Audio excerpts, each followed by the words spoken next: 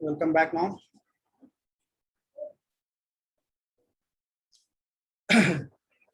अपना हमने पुराना वीडियो देखा था आपके ऑपरेशन डिजाइन ऑफ स्ट्रक्चर में।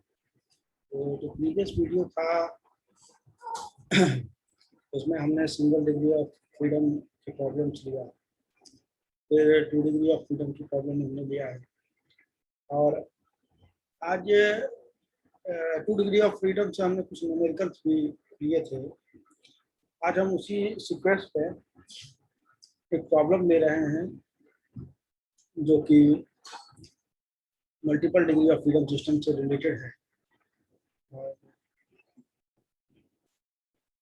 इस प्रॉब्लम में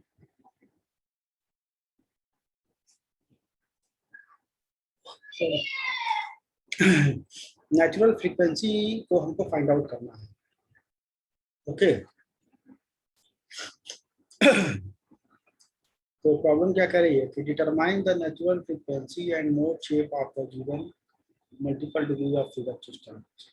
the mass of 300 kg and 400 kg 500 kg act from top of the story. Okay.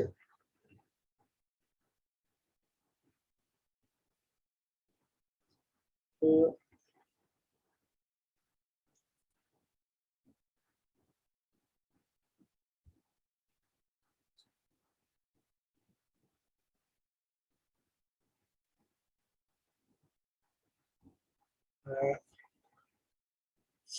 Colour हम यहाँ पे सेलेक्ट कर लेते हैं, बेहतर रहेगा।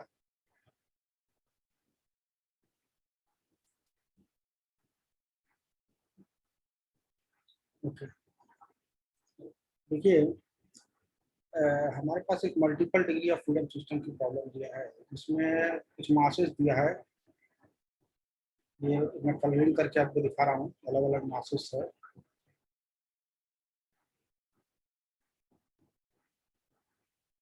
ओके देखिए, इसके लिए हम हमारे पास EI की वैल्यू की प्रॉब्लम में किया है। EI की वैल्यू हमारे पास अलग अलग दिया है। जो भी कॉलम है उनके लिए अलग अलग EI की वैल्यू हमको दिया हुआ है प्रॉब्लम। ओके अब देखिए, ये जो बिल्डिंग है हमारी, ये आप देख रहे हैं, मैं कलर लाइन से दिखा रहा हूँ बिल्डिंग को।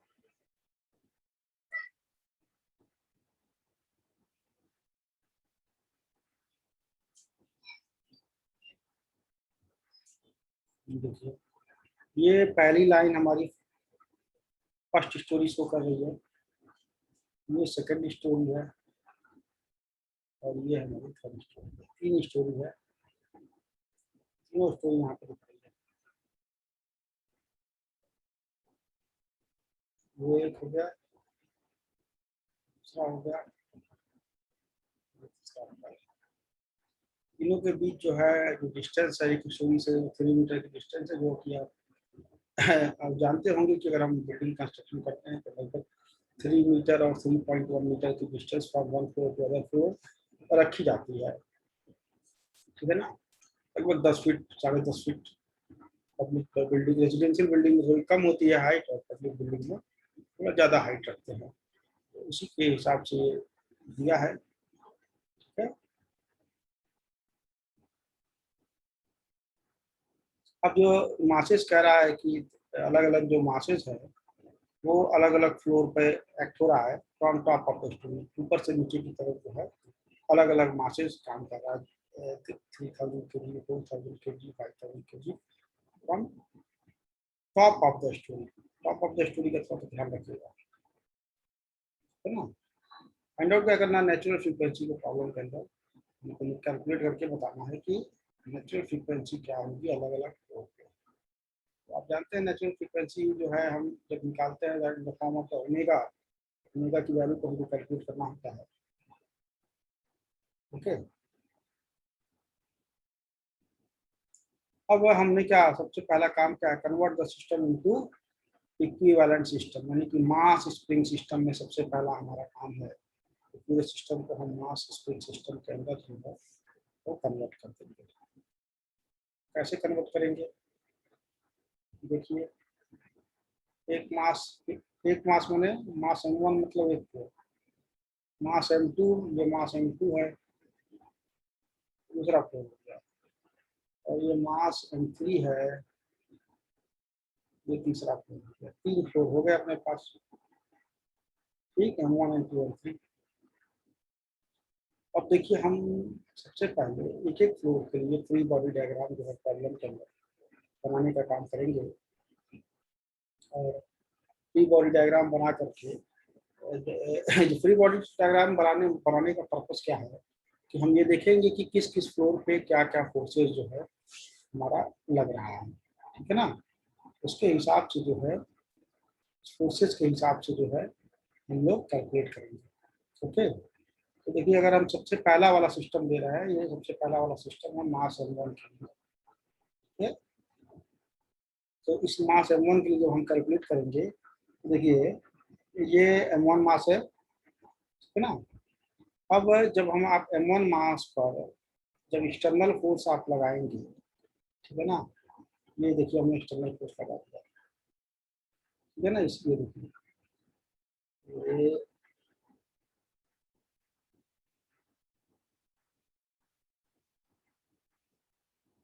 ये हमने फोर्सेस को सेलेक्ट किया, ये हमने एक्सटर्नल फोर्स लगा दिया, तो एरो से दिखा रहा है,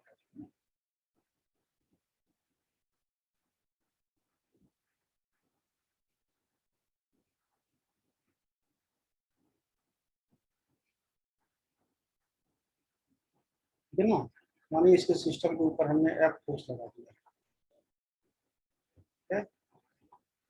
जैसे ही एफ फोर्स लगाएंगे सिस्टम के ऊपर, तो इसमें x1 का, ये देखिए ये x1 आपको दिख रहा है, x1 जो है वो क्या होगा, मूवमेंट, डिस्प्लेसमेंट होगा system, not movement earth displacement, ठीक है ना, m1 मास पर। अब m1 मास ऑलरेडी प्रॉब्लम में जो है वो गिवन है आपको, जब प्रॉब्लम में गिवन है तो उस F1 फोर्स के अगेंस्ट में न्यूटन्स लॉ के हिसाब से, यानी कि डी एल अम्बर्ट प्रिंसिपल जो है उसके हिसाब से सिस्टम जो है मूव कर रहा होगा, ठीक है। क्या क्या मूवमेंट होगा? पहले इनर्शिया फोर्स काम कर रहा होगा, मास इनटू एक्सेलरेशन, ठीक है। रेस्टोरिंग फोर्स काम कर रहा होगा सिस्टम में, K1 X1,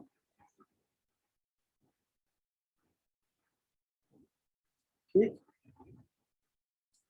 और K2 X2 माइनस X1 काम कर रहा होगा, K2 X2 minus X1 system में काम कर रहा होगा, ठीक। K2 X2 माइनस X1 जो है, ये जो कि रिलेटिव फाइंड आउट कर रहे हैं, जैसा कि पिछली प्रॉब्लम में हमने बताया था कि देखिए ये तो इनर्शिया फोर्स हो गया, ये रेस्टोरिंग फोर्स हो गया, K1 X1, ये दोनों फोर्सेस ये मूवमेंट के ठीक अपोजिट काम कर रहे हैं।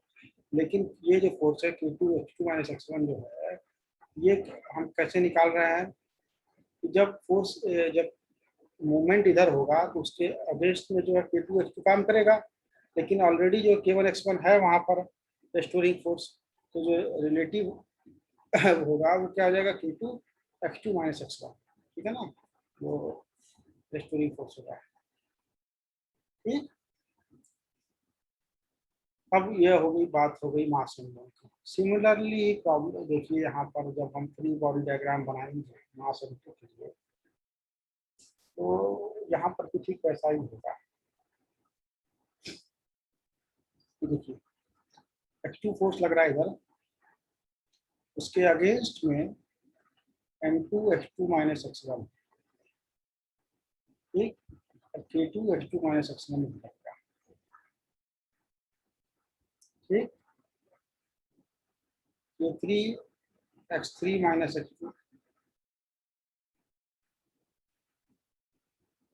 ठीक है ना। सिमिलरली M3 की बात कर लेते हैं। M3 पे जब आएंगे, यानी कि टॉप फ्लोर की जब हम बात कर रहे हैं, तो मास इनटू एक्सीलरेशन, ये देखिए यहाँ पर काम करेगा। मोमेंट हमारा चूंकि इधर है इस डायरेक्शन में, देखिए येलो लाइन में दिखा हुआ आपको,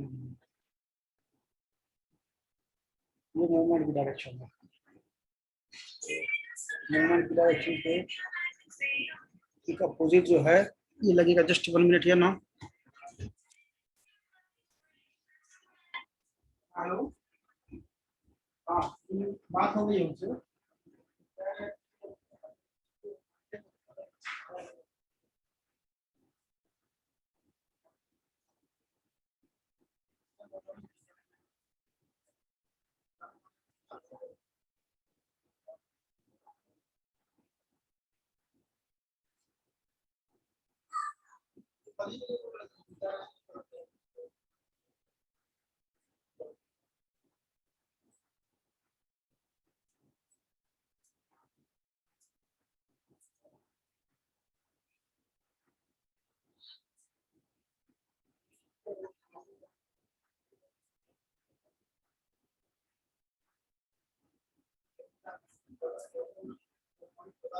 सामने वाले को पता है कि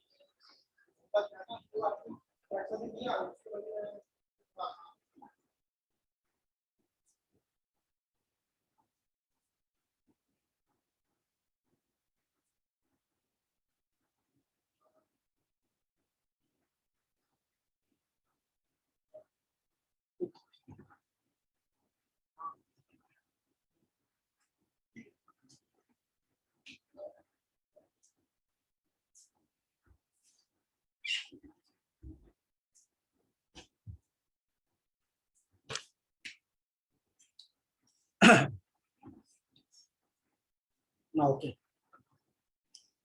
तो अब देखिए K3 x3 - x2 जो है ये ठीक इस डायरेक्शन में काम कर रहा है। ये M3 हो गया। अब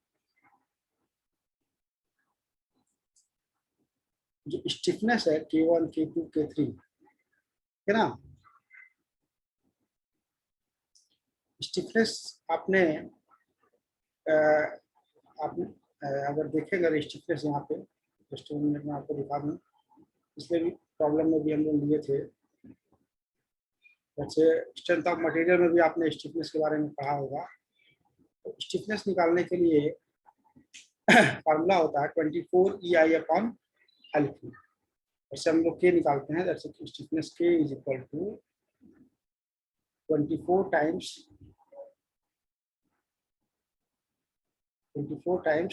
EI/L3, ठीक है ना। तो वही यहाँ पे हमने यूज किया है। ये आप स्ट्रेंथ ऑफ मटेरियल में भी पढ़े होंगे स्टिफनेस के निकालने के फार्मूला। इसी फार्मूले के हेल्प से हमने जो है इसको फाइंड आउट किया है, ठीक है। इसका थोड़ा सा एप्लीकेशन है इस प्रॉब्लम में, इसलिए यहाँ पर हमको जरूरत पड़ेगी। The equation of motion can be for M1। हम अलग अलग फार्मूले का यूज करके इक्वेशन ऑफ मोशन लिखेंगे। तो सबसे पहले हम आते हैं M1 मास पर। M1 मास को देखिए कैसे लिखेंगे। एक्स एक्सिस पॉजिटिव डायरेक्शन में कुछ फोर्सेज जा रहे हैं, कुछ निगेटिव जा रहे हैं। 3 फोर्सेज हैं, 1 2 इनर्शिया फोर्स, स्टोरिंग फोर्स और ये K2 H2 सेक्शन। 3 फोर्सेज हैं, तीनों का एप्लीकेशन हम करेंगे अपने इक्वेशंस में। देखिए M1 x1 फर्स्ट टाइम सबसे पहले लिखेंगे, फिर K1 x1 दूसरा हो गया, और फिर तीसरा आ गया K2 H2 - x1 है ना। उसको इधर वाले को हमने निगेटिव ले लिया। अब M1 x1 plus K1 plus K2 x1 को हमने बाहर ले लिया माइनस K2 H2, ठीक है ना। ये तीनों चीजें हमने यहाँ पे लिखा है, ठीक है। अब देखिए सिमिलरली हम मास M2 जो है उसको लेकर के इक्वेशन लिखेंगे। तो जो फोर्सेज वहां पर लग रहे हैं, M2 H2 लग रहा है, K2 H2 - x1 लग रहा है। देख लेते हैं एक बार यहाँ पर M2 H2 K2 H2 - x1 minus K3 H3 - x2। इन सभी को हम यहाँ पर लिख डालेंगे, ठीक है ना। अब लिखने के बाद जो है इसको सीक्वेंस में हम अरेंज कर लेंगे, ठीक है ना। x1 वाले टर्म को x2 वाले टर्म को x1 वाले सीक्वेंस में लगाने का मतलब यही है कि पहले डबल डॉट वाला टर्म लगा लिए, फिर K2 x1 वाला टर्म लगा लिए, क्योंकि X2 वाला टर्म लगा लिए, फिर X3 वाला टर्म लगा लिए। 3 तरह का टर्म यहाँ पर अवेलेबल, तीनों को हमने अलग अलग लिख लिया। ठीक, फिर अब हमसे सबसे लास्ट में बचा X3 वाला टर्म। हम X3 वाले टर्म को जो है वहाँ पर सबसे लास्ट में अरेंज कर दिया। ठीक है, M3H3 double dot plus K3H3 minus K3 H2 is equal to 0। अब हमारे पास 3 इक्वेशन बन गए और इन तीनों इक्वेशन का यूज करके हम इसको मैट्रिक्स फॉर्म में कन्वर्ट कर देंगे, है ना। ओके, देखिए कैसे करेंगे। सबसे पहले हम इक्वेशन नंबर 1 देखेंगे और उसमें x1 डबल डॉट का टर्म देखेंगे। सबसे पहले हम लोग x1 डबल डॉट का टर्म देखते हैं, इसलिए मैंने यहाँ पर थोड़ा सा ब्रैकेट में बना दिया है। ठीक है, x1 डबल डॉट का टर्म देखेंगे तो आएगा m1। x2 डबल डॉट का टर्म देखेंगे आएगा 0। x3 डबल डॉट का टर्म देखेंगे आएगा 0। ठीक, अब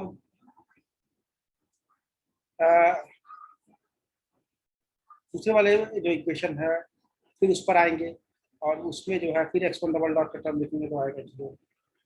x2 डबल डॉट का टर्म देखेंगे तो आएगा 2 और x3 डबल डॉट का टर्म देखेंगे तो 2 आएगा। सिमिलरली हियर आल्सो नाउ, तो 0 आएगा फिर ये आएगा। अब उसके बाद हमारे पास आता है क्योंकि स्टिफनेस जो होती है वो स्टिफनेस के साथ जो टर्म आता है वो एक्स वाला टर्म आता है। क्यों? तो स्टिफनेस क्या होती है, दैट्स के इंटू एक्स। स्टिफनेस क्या होती है, के इंटू एक्स।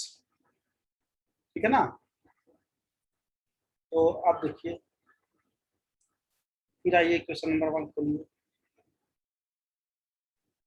x1 वाला टर्म देखिए k1 प्लस k2 और x2 वाला term k2 k1 plus k2 k2 वाला टर्म आ गया। ये पहली लाइन फिलअप हो गई। उसी लाइन पे आइए,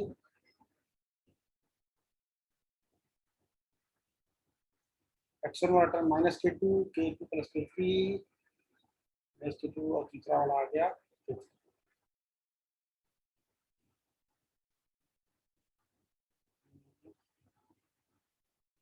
k3। ठीक, तीसरा वाला देखिए, फिर दूसरा वाला भी हो गया इसी तरह, तीसरा वाला भी हो गया। अब तीनों के तीनों हमारे काम हो गया कंप्लीट। ठीक, अब देखिए क्या करेंगे हम। अब हमारे पास खाली एक काम बचा है, वैल्यू पुट करना।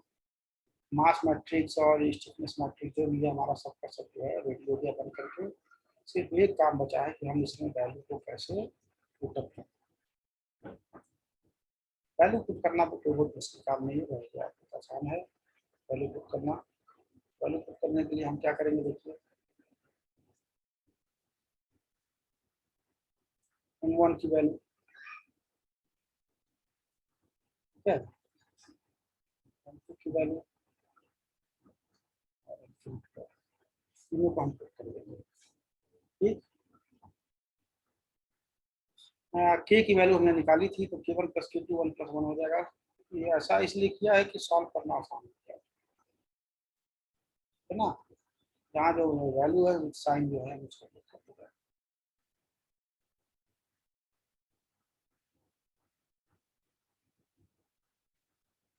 ठीक,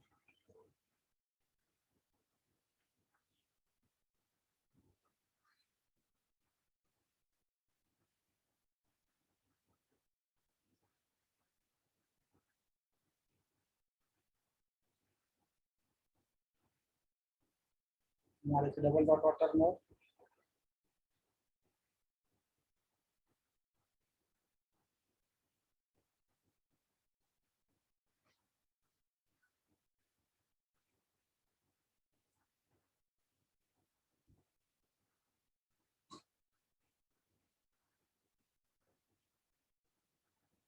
हमारे नीचे जो हमारा आखिरी स्टेप्स की तरफ आगे बढ़ रहे हैं और मैट्रिक्स फॉर्म में कन्वर्ट करने के बाद जो क्वेश्चन को सॉल्व करेंगे।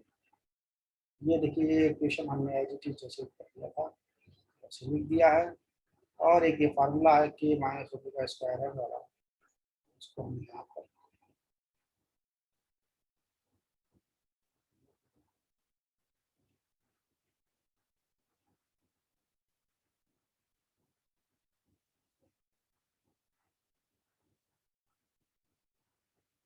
ठीक।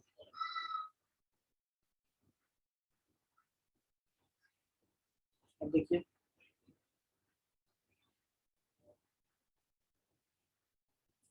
जो ये वैल्यू था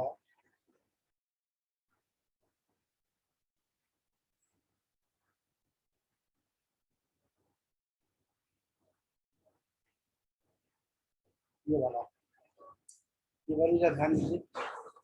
पहले हमको के आया, ये के वाला टर्म हमने यहाँ लिख दिया पूरा, ये पूरा टर्म के वाला है।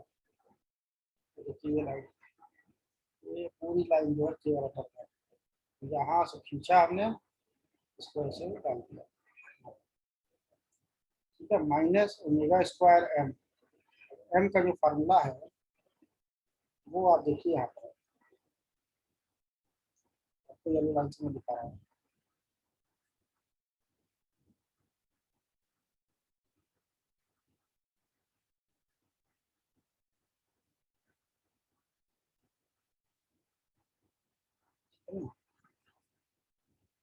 अब इस इक्वेशन को हमको सॉल्व करना है। कैसे सॉल्व करेंगे? 4 × 10⁻⁶ से हम पूरे इक्वेशन को डिवाइड, है ना। डिवाइड करने के लिए क्या करेंगे देखिए, ये लाइन ये लाइन डिवाइड बाय 4 × 10⁻⁶, पूरे इक्वेशन को डिवाइड कर देंगे तो ये यहाँ पे कैंसिल हो जाएगा माइनस। अब इसमें डिवाइड करेंगे, ये आ जाएगा 2.5 × 10⁻⁴, है ना, माइनस ये पूरा एज इट इज रहेगा हमारा इज इक्वल टू 0 ना। ऐसा कर इसलिए रहे कि हमको थोड़ा सा सिंप्लीफाई करने में आसान हो जाए। अब 2.5 × 10⁻⁴ जो है ओमेगा स्क्वायर को, इस पूरे टर्म को हम लेमडा अज्यूम कर देंगे। ठीक है ना, लेमडा अज्यूम करने से क्या होगा कि हम 2 मिनट में प्रॉब्लम को सॉल्व कर लेंगे। इस पूरे को लेमडा ले लेंगे, 2 - 5 × लेमडा, तो देखिए सिंपल हो गया, -1, है ना, फिर लेमडा का 0 को मल्टीप्लाई करेंगे 0 हो जाएगा, तो -1 हो गया, 0 हो गया। यहाँ देखिए इसी प्रकार नीचे -1 हो गया, यहाँ 2 - 4 लेमडा हो गया, -1 हो गया, यहाँ 0 हो गया, यहाँ -1 हो गया, यहाँ 1 - 3 लेमडा हो गया। ठीक, इज इक्वल टू 0 ना। अब क्या करना है देखिए, सॉल्व फॉर लेमडा, लेमडा के लिए इसको सॉल्व करेंगे। और लेमडा ये नोन है, बाकी तो कुछ है नहीं, तो सिंपल मैट्रिक्स सॉल्व कर देंगे हम। देखिए यहाँ पर 2 - 5 बाहर ले लीजिए, पहला वाला फर्स्ट रो और फर्स्ट कॉलम में से इसको हम बाहर ले लेंगे, क्रॉस मल्टीप्लिकेशन करेंगे 2 - 4 लेमडा का 1 - 3 लेमडा में, फिर इसका क्रॉस मल्टीप्लिकेशन करेंगे। ठीक है ना, यहाँ पे फिर माइनस माइनस प्लस हो जाएगा, तो -1 यहाँ पर हो जाएगा। ठीक है ना, सॉल्व हो जाएगा। इसी तरह से इसको पूरा सॉल्व कर देंगे। ठीक है ना, सॉल्व करने के बाद जो है हमको एक इक्वेशन मिल जाएगा, 60 lambda cube -74 lambda square plus 22। अब इसमें चूंकि लेमडा क्यूब है तो ये क्लियर है कि लेमडा की यहाँ पे 3 वैल्यू आएगी, है ना, लेमडा की यहाँ पे 3 वैल्यू आपको ऑप्टेन होगी। उस 3 वैल्यू को हम यहाँ पर देखिए, लेमडा 1, लेमडा 2, लेमडा 3 वैल्यू हमारे पास है। ठीक है ना, लेमडा की हमारे पास ओवरऑल 3 वैल्यू आ गई, है ना। तो अब देखिए लेमडा की जैसे 3 वैल्यू आ गई, तो लेमडा का एक मान जो है हमारा, हमने पहले एज्यूम किया था lambda is equal to naught 2.5 × 10⁻⁻4, 2.5 10⁻⁴ omega 1 square is equal to,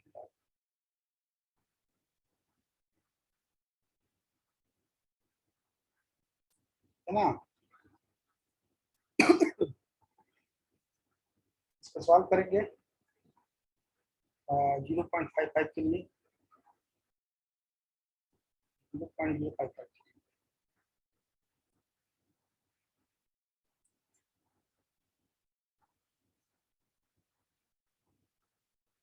तो आ रहा है ओमेगा 1 का स्क्वायर, ओमेगा 1 की वैल्यू आ रही है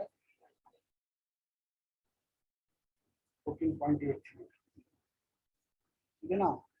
फिर दूसरे को लेकर सॉल्व करेंगे तो ओमेगा 2 आ जाएगा 38.7 × तीसरी वैल्यू को लेकर सॉल्व करेंगे तो ओमेगा 3 की वैल्यू आ जाएगी 56.248, तीन तरह की वैल्यू हमारे पास। लेमडा की 3 वैल्यू है तो ओमेगा की भी हमारे पास 3 वैल्यू आएगी, है ना। इस तरह से ये प्रॉब्लम जाकर के फाइनली कंप्लीट हो जाएगी। हम 3 वैल्यूज के लिए सॉल्व करेंगे। अब इसमें क्या इंपॉर्टेंट है, पहला चीज तो ये आपका फार्मूला बहुत इंपॉर्टेंट है। देखिए फार्मूला बहुत इंपॉर्टेंट है, ठीक।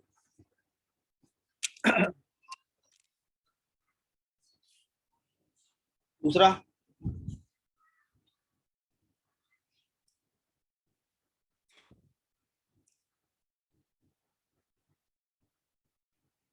जब इस तरह की प्रॉब्लम आप सॉल्व करिए तो इस बात का ध्यान रखिए कि हमको कभी भी इस तरह की प्रॉब्लम सॉल्व करने के लिए के की वैल्यू बहुत इंपॉर्टेंट है कि आपकी के की वैल्यू किस तरह निकालना। अलग अलग कंडीशन में के की वैल्यू जो हम अलग अलग तरीके से सॉल्व करते हैं, it's very important to find out the value of K की वैल्यू को निकालना, है ना। और तीसरा जो है के की वैल्यू के साथ साथ जो है एग्जाम में ऐसे इस तरह की प्रॉब्लम कभी पूछी जाती है तो इक्वेशन बनाना और मैट्रिक्स बनाना, ये बहुत इंपॉर्टेंट है कि आप कैसे इक्वेशन बनाओगे और मैट्रिक्स बनाओगे, दोनों चीज़ें बहुत इंपॉर्टेंट है।